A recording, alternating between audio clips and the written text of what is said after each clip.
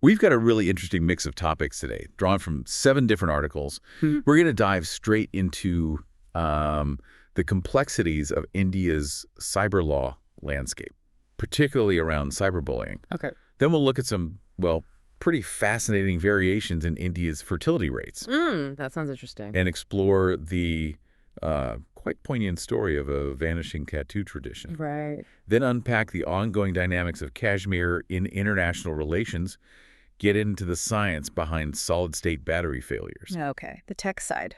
consider a maybe surprising perspective on the history of the Buddha, and finally, check out an initiative bringing science to a rather unexpected venue. Sounds like a packed agenda. It is. So let's get started with that first article on cyberbullying in India. Right. So this piece looks at the legal challenges. It points out that while India has laws like the Bharatiya Nyaya Sanhita from 2023 and the older IT Act from 2000, Yeah. they weren't really built specifically for, the kind of sustained online abuse we see now. So they're kind of playing catch-up. Exactly. Apar Gupta is quoted saying the framework is functional but far from complete. There isn't really a specific provision that tackles sustained online abuse if it doesn't quite meet the bar for being obscene or threatening or fraudulent in the existing legal sense. And that makes you think about those recent examples like the trolling Himanshi Narwal and Vikram Misri faced. It was intense, personal. Definitely. But trying to fit that into existing legal boxes like, say, criminal intimidation or defamation, it's tough. It really is. Proving direct threats or actual tangible damage to reputation in that fast-moving, often anonymous online world is incredibly difficult. Yeah. And the article also flags concerns about government powers, specifically Section 69A of the IT Act for blocking content. The censorship angle. Precisely. And Section 79, the safe harbor provisions. Platforms risk losing that protection if they don't comply with takedown orders. Experts are apparently worried these tools are increasingly used for censorship, not just tackling illegal content. And there was that case with X, wasn't there? Being told to block thousands of accounts. Yeah, exactly. X disclosed that, and apparently, in many cases, the government didn't even provide specific reasons or violations. That really highlights the tension between regulation and free expression. So X sued over that. They did, challenging the use of Section 79. And the Ministry of Information and Broadcasting is also reviewing safe harbor to combat fake news, which adds another layer of complexity. Yeah, then you have the courts involved, like that Delhi High Court case where X had to remove tweets revealing a woman's details after she criticized Yogi Adityanath. Right. Justice Pratibha Singh ruled it wasn't technically doxing because the info was already public somewhere. Tricky line. Very. But the judge did acknowledge doxing is a serious threat. It brings up the ambiguity in the new Digital Personal Data Protection Act about what publicly available data actually means. That lack of clarity could potentially make cybercrimes like doxing easier. And what about enforcement for, ordinary people? Well, that's a key point. Mishi Chowdhury is quoted saying, laws are only as good as their enforcement. Government takedown requests often get urgent attention, but regular users reporting harassment, they face big hurdles. Like what? Things like perpetrators hiding behind anonymity, dealing with issues across different countries or jurisdictions, and just a general lack of cybercrime training for enforcement agencies. Apar Gupta highlights these as major challenges. Okay, so a complex legal landscape there. Let's shift gears to the second article, focusing on India's total fertility rate, the TFR. Right. So the 2021 data from the Sample Registration System, the SRS, puts India's national TFR at 2.0. 2.0, and that's the average number of children a woman is expected to have. Exactly, over her reproductive years, based on current rates. But the headline number hides huge differences across the country. How so? Well, Bihar has the highest TFR, way up at 3.0, but then you look at West Bengal or Delhi, and they're down at 1.4. Yeah, that's a big gap. It is. And the overall trend, nationally and in most states, is downwards compared to, say, a decade ago. So 2.0 nationally.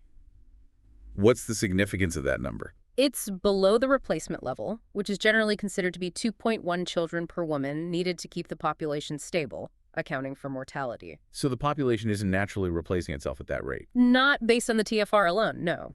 And in 2021, only 6 states were actually above that 2.1 level: Bihar, MP, Jharkhand, UP, Chhattisgarh, and Rajasthan. Interesting. And what about birth rates overall? The crude birth rate, or CBR, has also been declining nationally, about 1.12% per year since 2016. Most states show a drop, though Uttarakhand was an exception. Kerala, Tamil Nadu, Delhi saw the sharpest declines. How do experts interpret these variations? Professor Praveen K. Pathak links it to socioeconomic development. Generally, the more developed southern states and some northern ones have lower TFRs. The higher TFR states like Bihar, UP, MP. He suggests they need continued focus on things like human development policies, female education, better healthcare access. Those factors tend to correlate with lower fertility rates over time. But lower TFR isn't without its own challenges, right? Absolutely not. States well below replacement level, like Sikkim, which is even below 1, similar to South Korea, face potential future problems. Think aging populations, shrinking workforces, strains on social support systems. And why is that happening? It's complex. Changing family structures, the opportunity costs for parents, especially women, balancing careers and family, and maybe just increasing stresses around caregiving. Okay, moving on to our third piece. This one takes us to Odisha, to the Kandha tribal women and their traditional facial tattoos. It's described as a vanishing tradition. Yes, centered around women like Subhojini Pradhan. It's a really powerful story. The origins of these tattoos are quite stark. They were originally meant as protection, to make the women appear, well, less attractive to outsiders, landlords, local royals, even British colonizers, to try and ward off sexual exploitation. That's quite a heavy origin. It really is. A Yeah. survival mechanism, essentially. But now, as modernity reaches the Kandhamal region, the younger girls are stopping the practice. And how do the older women feel about that? Subhojini Pradhan, for example, expresses happiness that her granddaughters won't have to go through it. She talks about God-given beauty being enough.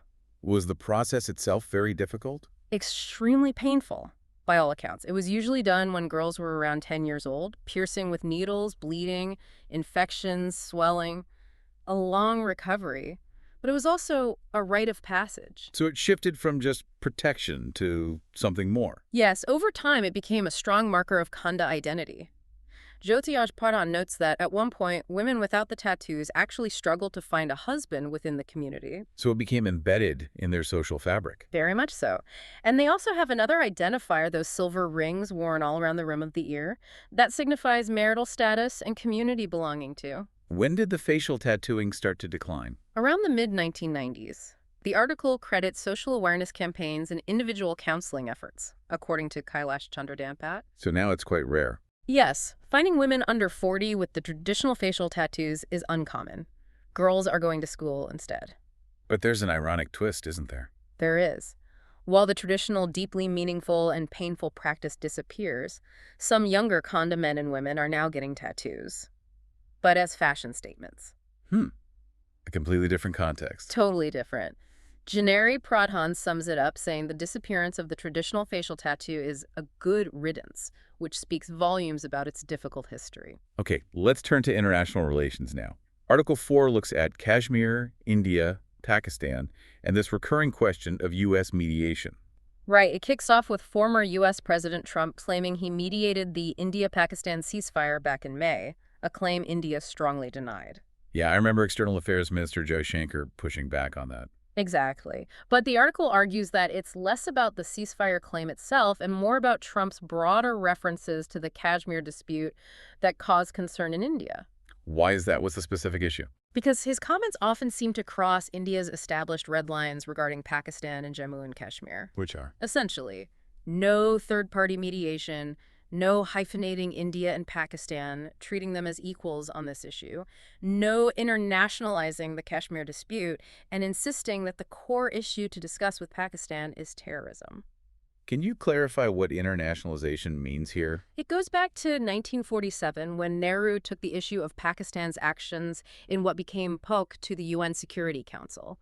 That opened the door to broader international involvement, even though Nehru's initial plebiscite offer was conditional on Pakistan withdrawing, which didn't happen. And later attempts focused on bilateral solutions. Yes, like the Simla Accord in 1972 meant to settle things along the line of control, but apparently Zulfikar Bhutto didn't quite stick to his side of the agreement. And India's official stance solidified later. In 1994, the Indian parliament passed that resolution declaring J&K an integral part of India and demanding Pakistan vacate POK. That remains a cornerstone of India's position. Pakistan still tries to raise it internationally, though. Yes, especially after India reorganized J&K in 2019, they tried to get it discussed at the UNSC with China's backing, but didn't get much traction beyond a closed-door meeting. So what's the Modi government's line now, post-2019? Pretty clear. Any talks with Pakistan about Kashmir will only be about the return of Pakistan-occupied Kashmir. Have third parties ever successfully mediated?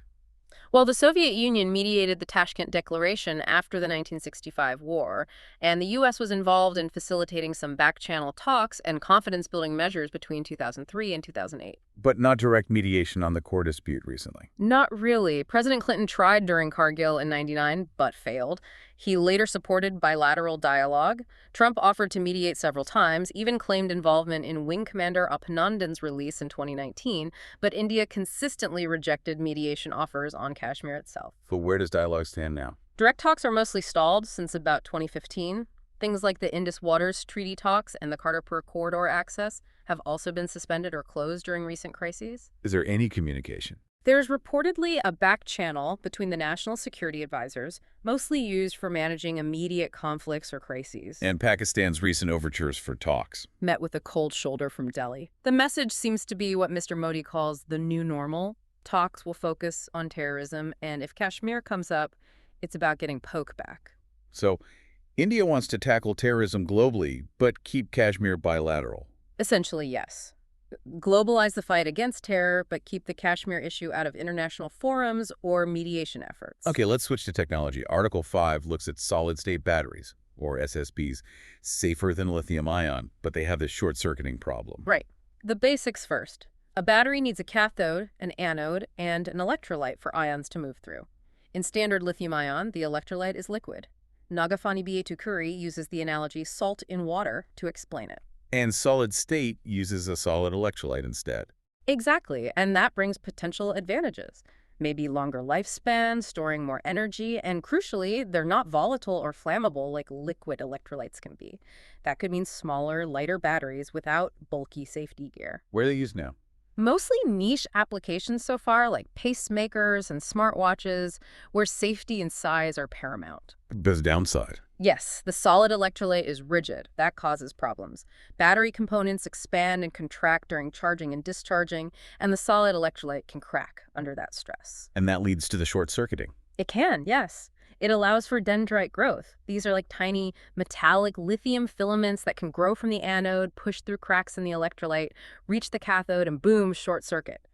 Bhattacharya calls them hairy roots. So what's the new research suggesting? Research from Tongji University proposes that failure might be linked to something slightly different. Metal fatigue in the lithium anode itself. Fatigue, like when metal breaks after being stressed repeatedly. Precisely that concept. The constant charging and discharging cycles involve lithium being stripped from and plated back onto the anode. This repeated stress, like bending a wire back and forth, causes microscopic damage and eventually fatigue failure in the lithium metal. How did they observe this? They used operando scanning electron microscopy, basically watching the battery work in real time at a microscopic level. They saw tiny voids forming at the anode electrolyte interface. And these voids caused the failure. They swelled over cycles, putting pressure on the rigid electrolyte until it eventually snapped, causing a short circuit. This happened even at low currents after about 145 cycles in their tests. So it's the anode weakening first, which then damages the electrolyte. That's the idea. The researchers concluded that this fatigue in the lithium anode is closely linked to the interface breaking down and those dendrites forming. Does this change how we build SSBs? Bhattacharya suggests maybe not the fundamental manufacturing immediately, but it will definitely make the computer models used to predict battery life and failure much more sophisticated and accurate. They now need to account for this fatigue mechanism. What's next for research then? The researchers suggest looking into how lithium's stress-strain relationship, how it responds to force changes depending on how fast you discharge it, and at different temperatures. Fascinating. Okay, Article 6 offers a very different take on history, arguing that the historical Buddha we often think of is largely a 19th century European invention. Yeah, it's quite a provocative argument. It starts by comparing the situation to the Ramayana. Just as there are many Ramayanas, there were many Buddhas and many versions of the Buddha's story in different languages like Pali, Sanskrit, Chinese, Japanese. So the idea of one single definitive historical figure is being questioned. Exactly. The article claims that by the time the British arrived in India, the Buddha and Buddhism had largely faded from common memory there. And the British rediscovered him. Sort of. Through studying Pali texts from Sri Lanka and excavating Buddhist sites in India, British scholars started piecing together a narrative. Some apparently even believed in a Brahmin conspiracy to erase Buddha's history. And they used this narrative. Yes, partly to challenge Hindu intellectuals at the time. They selectively interpreted texts to construct this historical Buddha, even though they faced inconsistencies with dates and relied more on pilgrim accounts than hard evidence for locations like his birthplace. They favored Pali texts over Sanskrit. Initially, yes, arguing Pali was older and more authentic, but then came the discovery of very early Buddhist manuscripts in Gandhara, dating to maybe 100 BC, and they were in Sanskrit. Complicating the picture. Right. And these Gandharan texts spoke of many Buddhas and didn't necessarily highlight the Four Noble Truths as central. Plus, we're still not even sure what language the Buddha actually spoke. When did the biographies we know appear? The main ones, like the Buddha Charita or the Latavastar Sutra, seem to have been compiled around the 2nd century AD, roughly the same time as the Ramayana and Mahabharata were taking shape. And how was he depicted them? Interestingly, early images on stupa railings sometimes show him alongside Vedic gods. And the earliest biographies didn't even include the parinirvana, his death scene that came later, maybe around 500 AD in the Mahaparinibbana Sutta. What about his family? Was that consistent? Not really. His wife is initially just Rahula's mother. Later, she gets names like Yashodhara. Sometimes multiple wives are mentioned, possibly influenced by stories about Krishna. There are even different versions of when Rahula was born and stories where Yashodhara has to prove her purity, echoing Sita's story. And the term enlightenment, the article questions that too. Yes, it critiques translating his transformation as enlightenment, suggesting this reflects the 19th century European Orientalists' own quest. They were looking for an Aryan sage distinct from Christianity and what they saw as Hindu idolatry. So they framed Buddhism differently. They framed it almost like a Protestant revolt against Vedic ritualism, emphasizing rationality and history.